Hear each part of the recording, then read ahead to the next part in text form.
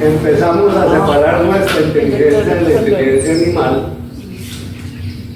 Se dice que fue por la capacidad manual de desarrollar y hacer el uso de las herramientas, por la capacidad mental de empezar a desarrollar estrategias como las que usábamos en la caza, en la pesca, al uso de la palabra, y ya mucho más lejos fuimos subiendo hasta que el ser humano se hizo consciente por primera vez de que era una especie que se iba a morir.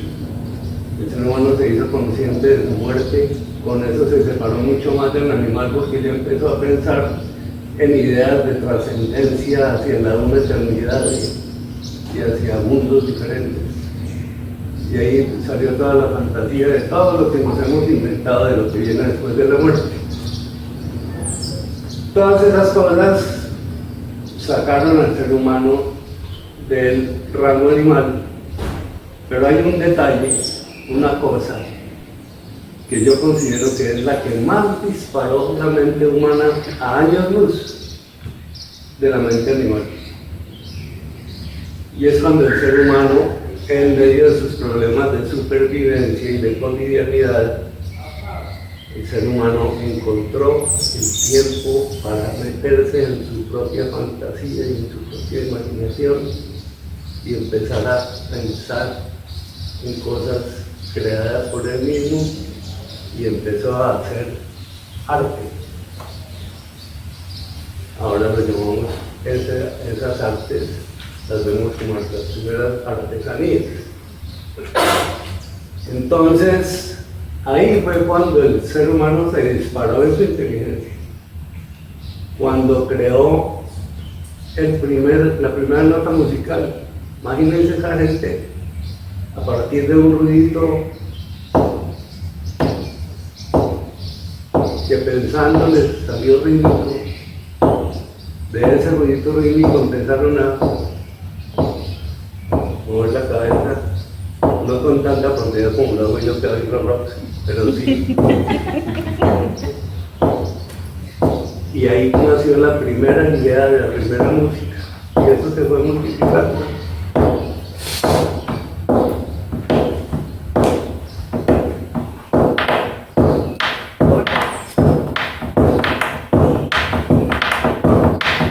Ritmos muy complejos, pero nació de ahí, de esas personas que empezaron a hacer un solo compás. Esa gente creó la primera nota musical. Esa gente, estoy hablando del Homo sapiens sapiens, ya, el ser humano moderno que viene a partir de hace 40.000 años y vivió hasta hace 10.000. Esa fue la gente que creó la primera nota musical, la primera pintura, la primera escultura, la primera manifestación histriónica, y empezó a formar el ADN de todo el conocimiento humano. Todo el conocimiento que tenemos hoy fue formado por esa gente de esa época, que yo considero el ser humano más portentoso y más perfecto que ha existido en toda la historia de la humanidad. Fue el ser humano que existió entre los 40.000 y los 10.000 años, hace entre 40.000 y 10.000 años, que fue el último tercio del periodo paleolítico, que llamaron la Edad de Piedra. Entonces esta gente fue la que dominó el planeta, la que salió del África y se extendió hacia el Asia y se extendió hacia Europa, y fue la que pasó, como la Tierra estaba congelada, todos esos años se estuvieron dentro de la última era del hielo.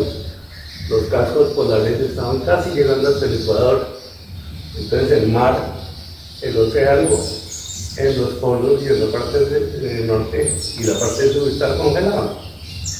Y esta gente pasó a pie desde Asia hasta América, y fueron los que poblaron América. Eso fue un proceso de miles de años, poblando, dominando, adaptándose a todos los ambientes, superando todos los inconvenientes. Ese es el ser humano más perfecto que ha existido, según mi opinión. Fueron los que descubrieron América y los que la poblaron. Por el sur también llegaron otros desde la Indonesia en lanchas, en canoas, perdón, por las corrientes del Pacífico y ayudaron a poblar este América. Entonces, ¿qué pasó con esto? Ellos crearon la primera pintura, la primera escultura hace como 20.000 años. Las primeras representaciones de muñequitos grabados en las piedras, pero las primeras esculturas que se conocen independientes son unas muñequitas que se llaman las Venus paleolíticas. Esas Venus paleolíticas parece que son unos homenajes que le hacían a la fecundidad femenina, unas muñequitas barrigonas, se supone que estaban embarazadas. Y tenemos unos testimonios absolutamente bellos, preciosos, que es las pinturas rupestres. Ahorita estamos de moda aquí con lo de Chiribiquete, que son pinturas de hace 14.000, 12.000 y 14.000 años. Pero las primeras que se encontraron fueron las de la cueva de Altamira y otras cuevas que hay a lo largo de la costa española y la costa francesa. Hay muchas cuevas de estas con pinturas rupestres. Y ahí el ser humano empezó a registrar su historia. Con los dibujos, las pinturas que ve uno en los techos de las fotos, yo le digo, pero he visto las fotos, en los techos de la cueva ve uno paisajes, ve naturaleza, ve el sol, ve las nubes, ve los jabalíes, ve los bisontes, los ciervos, ve los ríos con peces, los hombres pescando, los hombres cazando, ve las aldeitas con las mujeres con sus niños alzados, se ven ahí. Se ve la hoguera en el medio de la aldea, se ve el hogar, el comienzo de la familia. Y se empieza a ver la vida humana registrada gráficamente. Hay una gran... Cuando yo vi eso y me puse a analizar estos dibujos, me encontré con una cosa que me pareció muy grata para mí. Habrá otras personas que no le den ningún valor, pero para mí tuvo mucho valor el hecho de haberme dado cuenta que en esa época los seres humanos dibujaban, pintaban pura naturaleza. Animales, personas, paisajes, situaciones todas naturales. No existe un solo ser sobrenatural. Pinturas que hay desde en la zona de Artemisa hay pinturas desde los 14.000 años hasta los 18.000 años.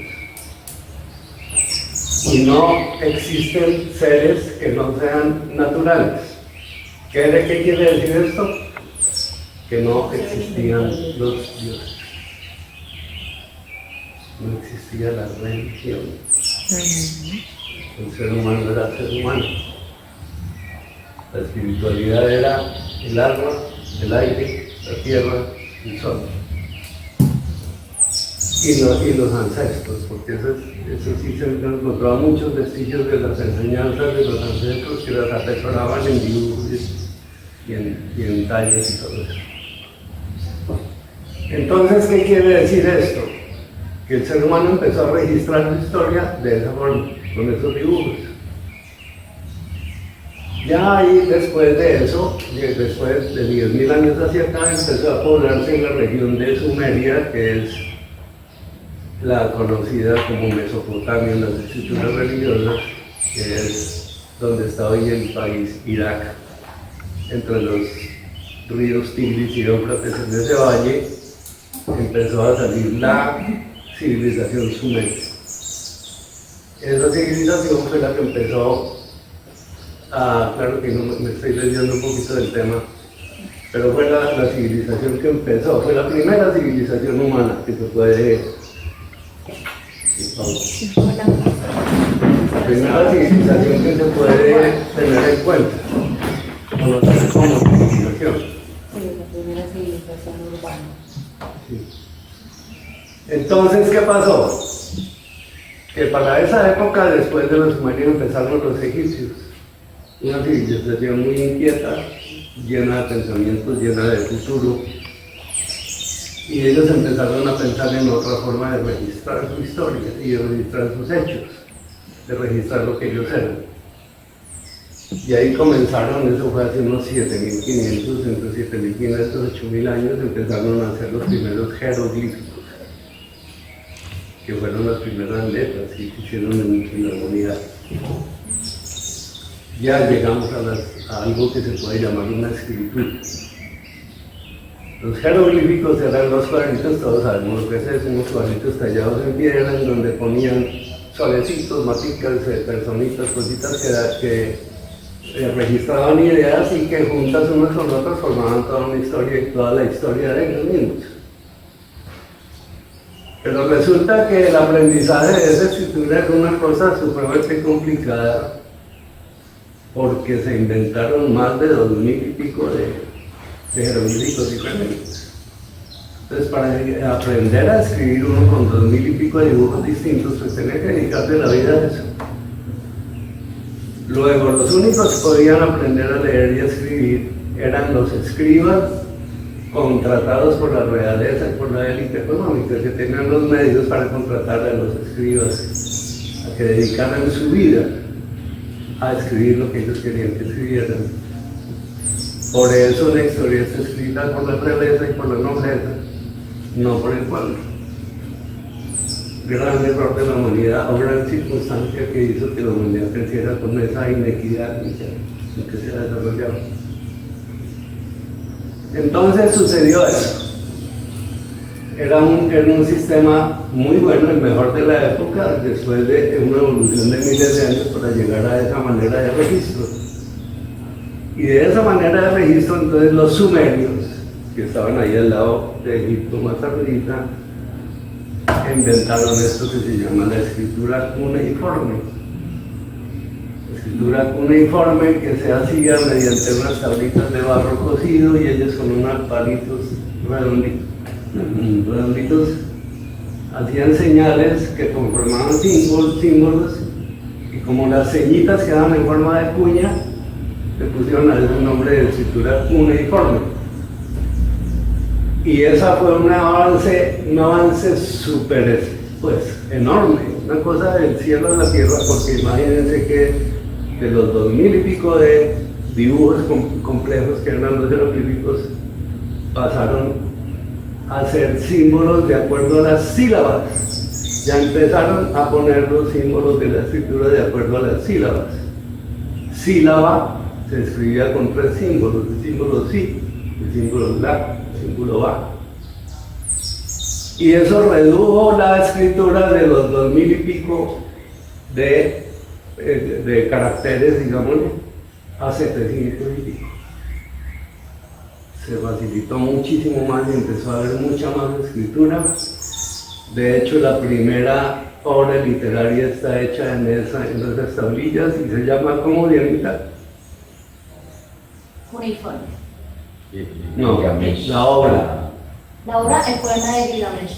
El poema de Gilgamesh. Es la primera obra literaria conocida en este momento por el ser humano.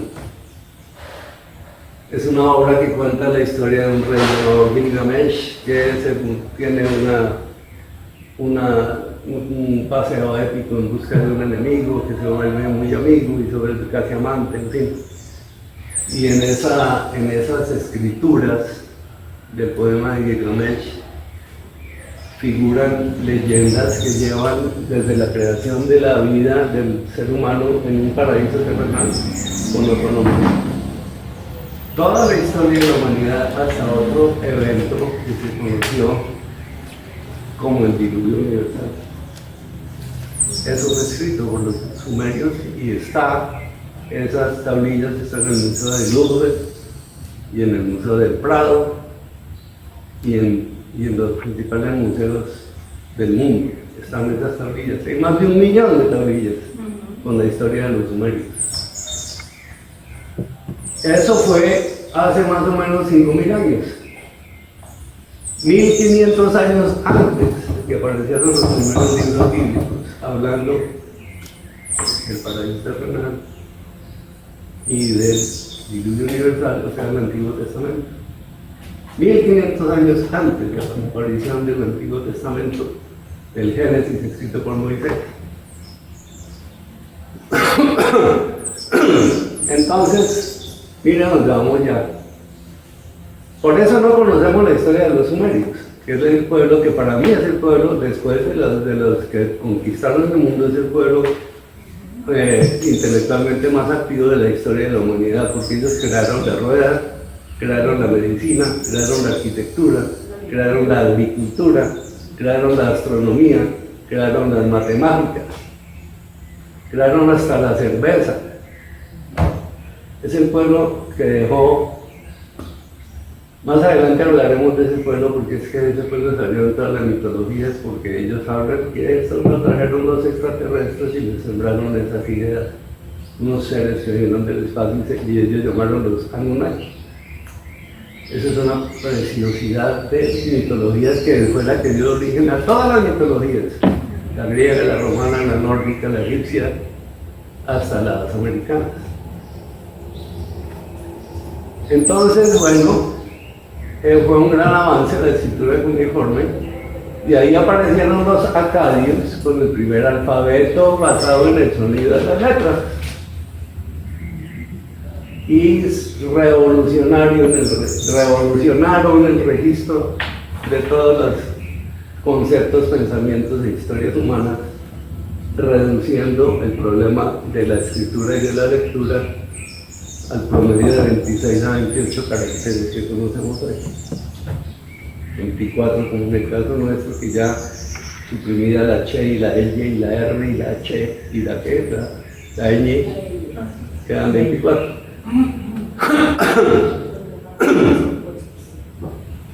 O sea que fíjense ustedes, casi 8.000 años de evolución, más de 8.000 si contamos los registros de los cuales mira, para llegar a esto que tienen ustedes en la mano, y que en segundos, que ustedes a los 5 años ya dominaban. ¿Por qué lo dominaban a los 5 años? Pues porque a los 5 años ustedes en su memoria genética, aquí adentro en su ADN, traen toda esa historia metida. Y todos sus ancestros ya sabían leer y escribir, y traen generaciones de memoria genética que saben leer y escribir adentro. Entonces cuando ustedes ven la edad, prácticamente ya la conocían. En su subconsciente y subconsciente, que es lo que forma la memoria genética, ya conocen todo eso. Por eso a los 5 años ya sabemos escribir y leer. Cosa que a los antiguos les costó miles de años de evolución. Entonces todo esto que les estoy contando no es solo por echarles un cuento bonito, porque es muy lindo además, sino para que aprendamos a coger un poquito de respeto a esto que vamos a hacer. Las letras no son cualquier huevo, nada. Las letras son una evolución de miles de años de trabajo de millones de cerebros dedicados a una tarea muy importante. Eso es lo que tenemos entre manos. ¿Qué tenemos entre manos con eso? Tenemos el único sistema que existe en la humanidad que es capaz de registrarlo todo. Todo cabe en la escritura. Todo lo que haya en lo absoluto total y en sus mentes y su imaginación cabe en la escritura. Ustedes pueden escribir una página que salen de este planeta, pueden pasear por todo el universo y pasar a otros universos y hacer, de hecho lo acabo de hacer en el último libro que está en mi estudio en España, que se llama Dueños del Mundo. Acabo de hacer un paseo por miles de universos con letras. Eso no se puede hacer con ninguna otra arte, ningún otro sistema, solo con las letras, que es lo único capaz de contener todo lo que salga de nuestra imaginación o todo lo que salga de nuestros conocimientos. Por supuesto, aquí están todos los conocimientos en el computador, pero lo que están puestos ahí no pasan letras y no pueden sacar más de unos cuantos en la pantalla. En la pintura no se puede hacer eso porque la pintura está limitada por el tamaño del cuadro, no podemos pensar las galaxias, todas las galaxias ahí. ¿Alguien sabe cuántas galaxias hay en este universo? Yo sí sé. Hay 100.000 millones de galaxias en este universo que conocemos. Entonces, ¿dónde voy a pintar yo 100.000 millones de galaxias? Pero si lo digo y lo escribo, queda en una línea, 100.000 millones de galaxias. Y cada una de esas galaxias tiene, ¿saben cuántos sistemas solares? ¿Alguien sabe? ¿Cuántas estrellas? 100.000 millones de estrellas. ¿Es una coincidencia? Es algo, esos son los datos que tiene la ciencia. 100.000 millones de galaxias, cada una con 100.000 millones de estrellas, y hay otra coincidencia que es preciosa, divina, bellísima, y es que ustedes saben cuántas neuronas tenemos en nuestro cerebro. Díganme por 100.000 millones de neuronas. 100.000 millones de neuronas. ¿Qué será este universo? ¿Será que es un cerebro de un ser de una dimensión? No esta que debe haber millones de dimensiones, más grandes y más pequeñas. Entonces todo eso se puede registrar con escritura, no se puede registrar de otra manera. Tiene que ser con la escritura hasta este momento de los alfabetos que conocemos. Y entonces ya vamos empezando a entender para dónde va este taller, y es para empezar a explotar ese mundo. Empezar a explotar el mundo que tenemos entre manos.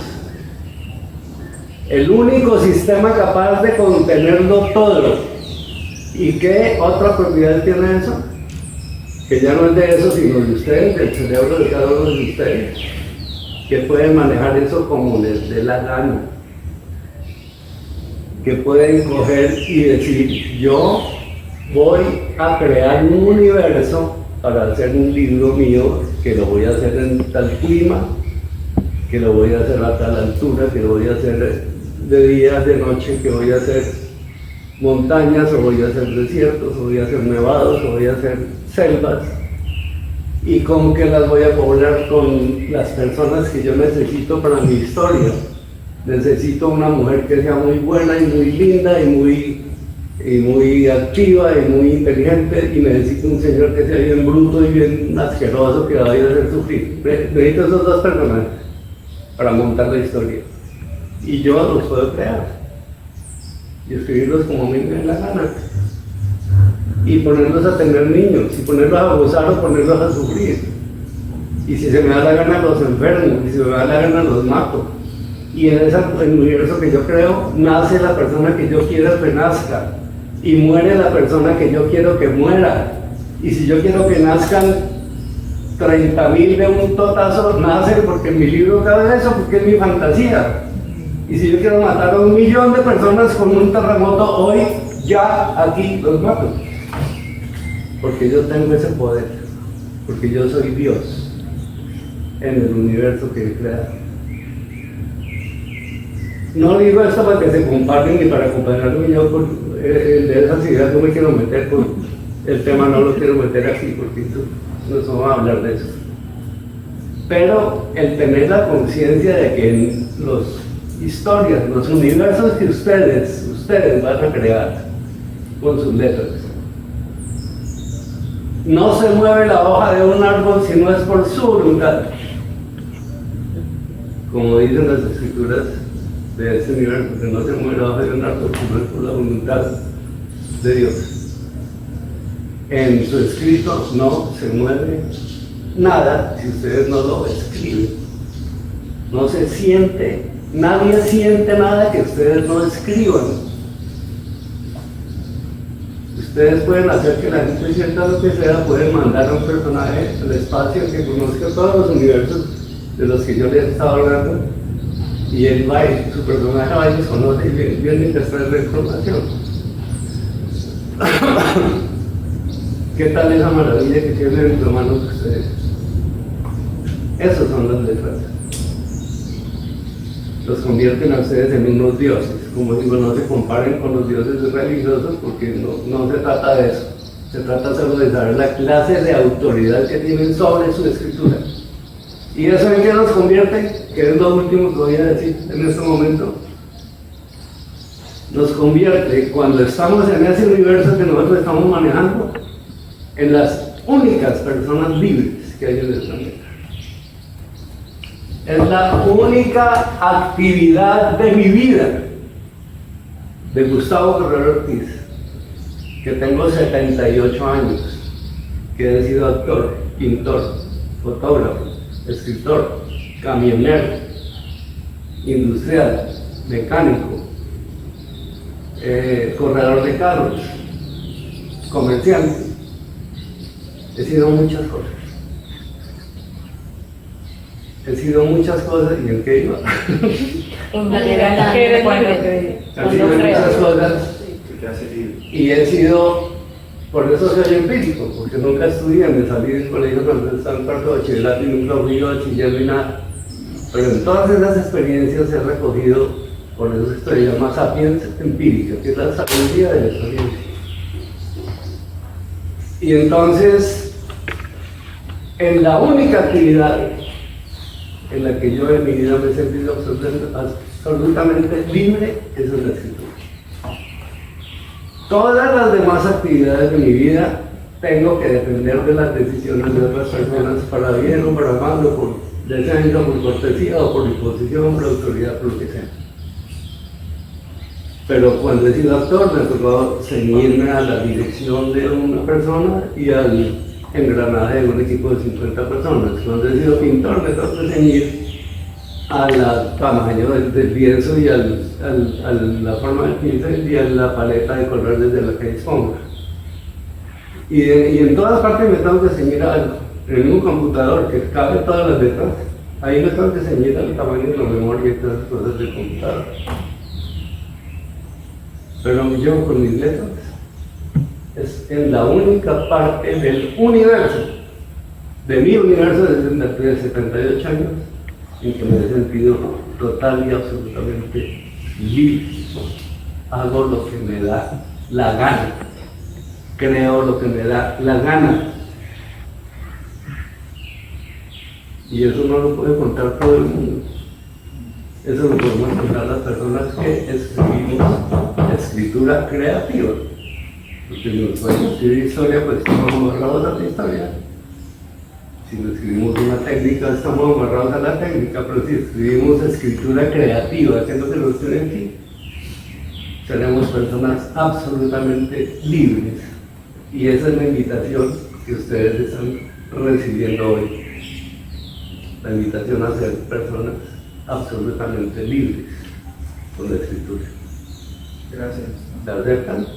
Claro que sí. Bueno. ¿Qué sigue?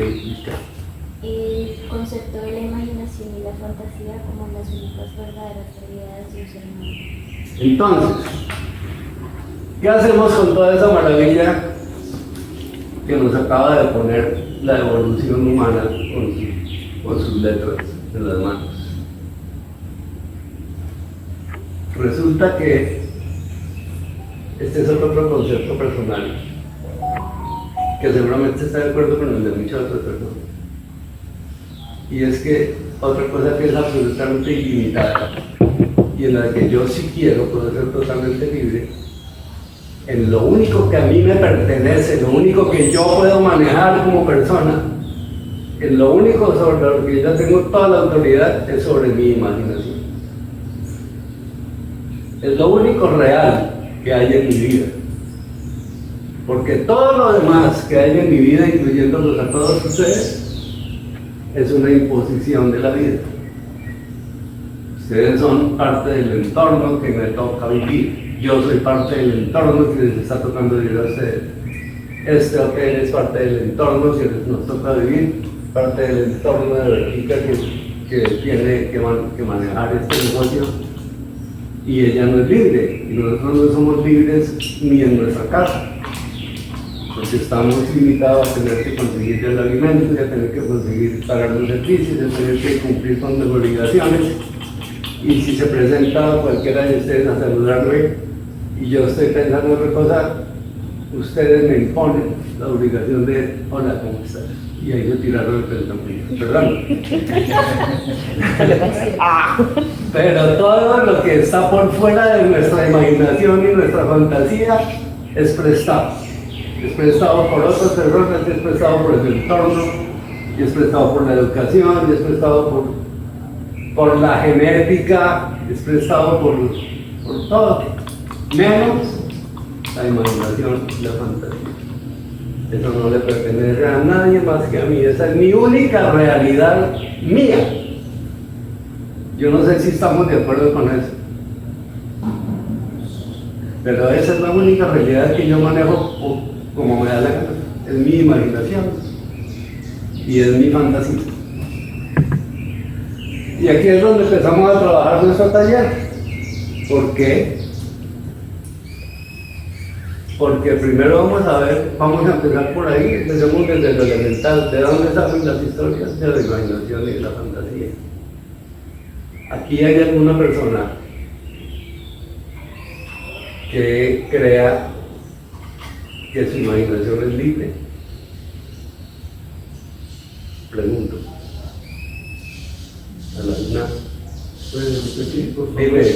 Perdón, sí. Gracias por levantarme la mano, que es una cosa que decía decir. Aquí nadie habla sin levantar la mano antes. Para que no se nos formen esos debates en que nadie oye a nadie, sino que todo el mundo viendo a ver qué va a decir y no lo que están diciendo. Dime, mano. Pues yo creo que como ser, sí, la imaginación es libre y eso lo empezamos a vivir desde que somos niños, desde que somos así, sino que pues tiene unos matices que van cambiando su estructura a partir de la experiencia, pero aún así dejan de conservar toda libertad. Pues yo les aseguro que ninguno de ustedes tiene la imaginación libre. Ninguna, pero no voy a referir a las ningunas porque aquí todas somos que Janita. Personas. O sea que todas nosotras no le voy a hablar de mi imaginación porque estamos en la de ustedes. Yo les aseguro que ninguna de sus imaginaciones es libre. Todos tienen frenos en su mente, todos empiezan a tener alguna idea alguna vez que dicen, uy, no, y se la quitan de la cabeza. ¿Por qué? Porque les asusta. Les asusta. Yo una vez, me van a perdonar porque esto es cruel, es fuerte, es duro. Le pregunté a una persona en otro sitio, en otra conferencia similar. Sí, ¿usted es capaz de no cortar para nada su imaginación? Sí, yo soy capaz. ¿Le puedo preguntar lo que sí? Pregunte. ¿Usted sería capaz de imaginarse haciendo el amor con su mamá? Ay, no joder, Gustavo, como ellos. Bueno.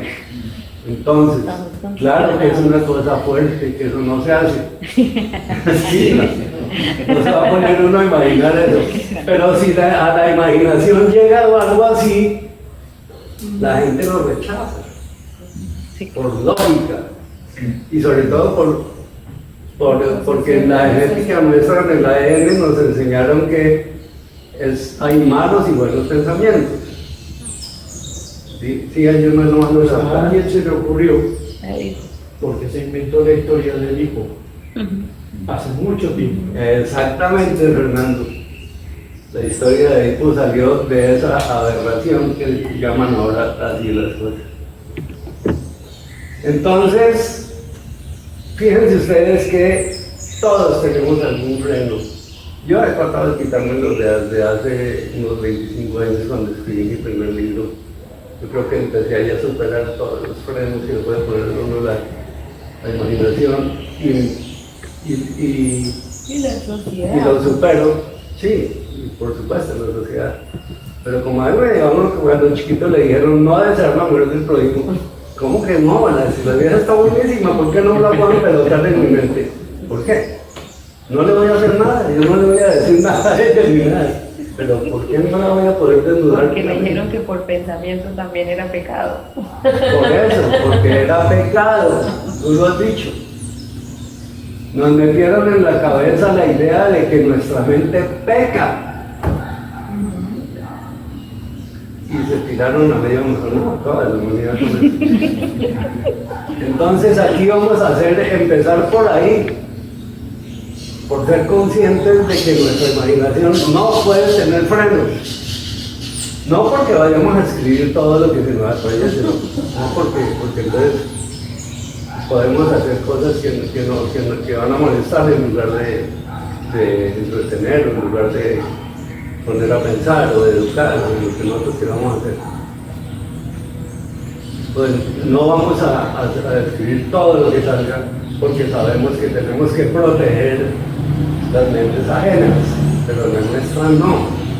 La nuestra no la tenemos que proteger porque nos podemos estar perdiendo de muchos matices de la imaginación que nos pueden llevar a cosas maravillosas para escribir.